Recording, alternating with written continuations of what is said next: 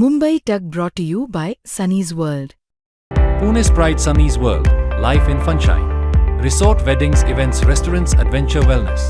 Sunny's World, perfect destination for every occasion. तर ज्यांच्या सोबत आता अभिजित दिपके भेटले हे जाऊन त्यांना अभिजित दिपकेना भेटलेले होते त्या आपल्या सोबत आहेत. मला एक सांगा, तुम्ही कुठून आलात? हिंगोली. आणि कशा संदर्भात तुम्ही आता भेट घेतली? माझ्या मुलानं सुसाईड केलं. नीटचा पेपर दिला त्यांनी. 3 मेला नीटचा पेपर दिला. अभ्यास करत आहे, खूप अभ्यास करत आहे. 16 17 घंटे असा अभ्यास करायचा ते. पण नंतर मग काही दिवसानं कळालं, मी काम करते खाजगी दवाखान्यात, मुंडेचा दवाखाना म्हणून आहे हिंगोलीमध्ये, तर मी तिथं काम करते. त्यानं मला मी कामावर असताना फोन करून सांगितलं, म्हणे मम्मी असं झालं म्हणे, पेपर लीक झाला म्हणे. तर मी म्हणलं होऊ दे बाळा, आपल्याला आणखी वर्षभर टाइम आहे, वर्षभर पुन्हा अभ्यास करतो आणि आपण नंतर पेपर दे म्हणलं, वर्षभर अभ्यास करून. तर ते म्हणे मम्मी मी एवढा अभ्यास केला म्हणे, मला म्हणजे आताच आशा होती की मी लागल म्हणून.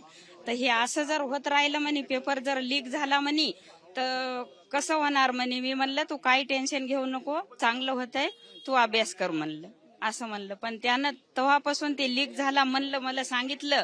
तर मी घरी गेले तर ते त्या दिवसपासून असा अस्वस्थ झाला होता, बोलत नव्हतं, काही नाही. असं मागून आता तर म्हणजे सुसाईड करण्याच्या तशा त्यानं जेवण पण सोडलं होतं, जेवण करत नव्हतं.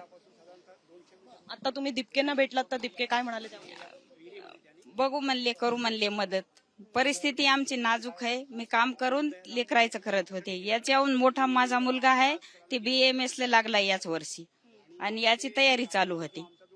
काम करून मी, आमचे मालक नाही तर 6 महिन्यापूर्वी हृदय विकाराच्या झटक्यानं वारले, तर मी स्वतः काम करून त्याचं करत होते. असं दिपकेंकडनं तुमच्या काय अपेक्षा? तुम्ही आज हिंगोलीहून इथे आलात भेटायला त्यांना? काय नाही, आमची जसं की समजा आम्हाला मदत व्हावं काहीतरी. आमची परिस्थिती नाजूक आहे ना, त्याच्यामुळं दिपके भाऊला भेटावं लागलं आम्हाला. मदत कशा स्वरूपाची हवी तुम्हाला? हे असं शासनाकडून नीटच्या याच्यात हे मुलांनी असं केलं, असं होऊ नये, असं करू नये कोणी बी, म्हणून आम्ही त्याच्यासाठी बोलायला आलो. आणि शासनाकडून काय जे होईल ते मदत बी आम्हाला पाहिजे. पण तुमचे कोणी आमदार खासदार वगैरे ते नाही आले तुम्हाला भेटायला? नाही आले, नाही. आमदार आहेत हिंगोलीत, पण ते कोणी तुमचे आमदार? संतोष बांगर, कळमनुरीचे? हा, कळमनुरीचे. तर खासदार वडकुते असं, वडकुते. तर ते काय कोणी भेटायला आले नाही. आम्ही गेलो होतो त्याच्याकडं की सांगायला की माझ्या मुलांना असं केलं म्हणून, पण ते म्हणले बघू, करू काहीतरी असं म्हणले, आणि घरी काय कोणी आलं नाही. कधी घेतली तुम्ही त्यांची भेट, आमदार किंवा खासदारांची?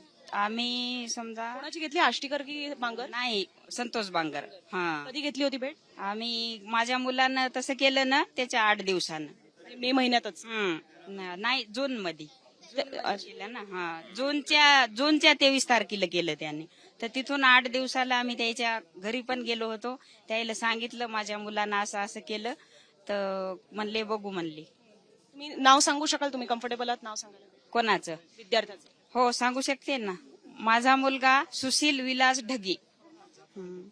ओके. आणि तुमचं म्हणणं आहे की तुम्ही आमदारांना भेटायला सुद्धा गेलात, तुम्ही भेटायला गेलात, ते नाही आले दखल घेऊन? आम्ही गेलो भेटायला, आणि तरी सुद्धा त्याच्यावर त्यांनी पुढे काहीच नाही केलं? नाही, नुकसान भरपाई देण्यासंदर्भात किंवा काहीच नाही. फक्त बघू म्हणले, करू म्हणले, असं म्हणले. सरकारकडनं सुद्धा कोणाचा फोन वगैरे काही? नाही, काहीच नाही. आणि त्यांचं म्हणणं आहे की आमदार आणि खासदार यांच्या कानावर टाकण्याचा प्रयत्न केला या सगळ्या गोष्टी, किंवा त्यांना सांगण्याचा प्रयत्न केला, आणि त्याच्यानंतर त्याची दखल मात्र जी आहे ती काही घेण्यात आली नाही, आमदार खास करून. आणि खासदार मधल्या काळामध्ये कुठल्या गोष्टींमध्ये होते हे आपण पाहिलं, कारण की आता त्यांनी म्हणजे मी हे स्वतःचं म्हणत नाहीये, पण जे त्या विद्यार्थ्याच्या आईने जे सांगितलेलं आहे त्याच्यानुसार ती तारीख 23 जूनच्या आसपासची आहे. त्यावेळेला खासदार काय करत होते हे आपण संपूर्ण महाराष्ट्राने पाहिलेलं आहे.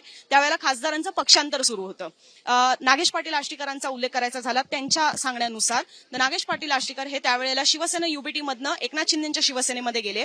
सो त्यावेळेला ज्यावेळेला एका विद्यार्थ्याचा आत्महत्या होते नीट परीक्षाचा पेपर फुटल्या प्रकरणामधनं, तेव्हा खासदार त्यांना भेटायला जात नाहीयेत, पण खासदार मात्र पक्षांतरामध्ये व्यस्त आहेत हे त्यातनं दिसून येते. अगेन ह्या सगळा जो घटनाक्रम आहे हा त्या विद्यार्थ्याच्या आईने सांगितल्यानुसार मी तुमच्यासमोर ठेवते. कारण जर ती खरोखर 23 जूनच्या आसपासची तारीख असेल तर त्याच वेळेला शिवसेनेमध्ये हे बंडाचं सगळं राजकारण जे आहे ते सुरू होतं आणि त्यावेळेला इथे मात्र विद्यार्थ्यांच्या आत्महत्या सुरू होते. आणि जसं त्यांनी सांगितलेलं आहे आता त्यालाही जवळपास महिना उलटून गेलेला आहे.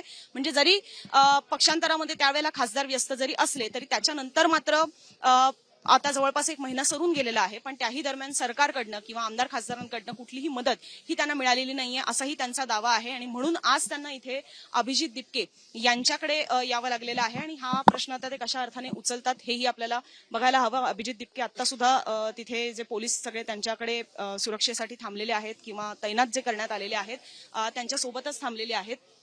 आणि अजूनही काही लोक जी आहेत ती तिथे दारात थांबलेली आहेत त्यांना भेटण्यासाठी.